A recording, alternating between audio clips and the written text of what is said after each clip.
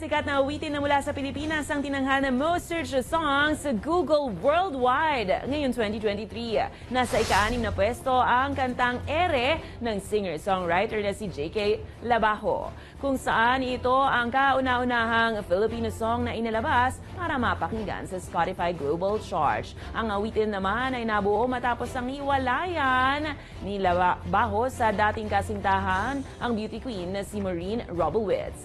Samantala, ang pasilyo ng breakout band na Sun-Kissed Lola ay nakuha naman ang ika-9 na pwesto sa mga madalas hinanap na kanta sa Google sa buong mundo. Nanguna naman sa listahan ng idol ng Japanese duo na YOASOBI. Kasunod ang Try That in a Small Town ni Jason Aldean at ang This Rap Music Sessions Volume 53 ni Shakira at This Rap.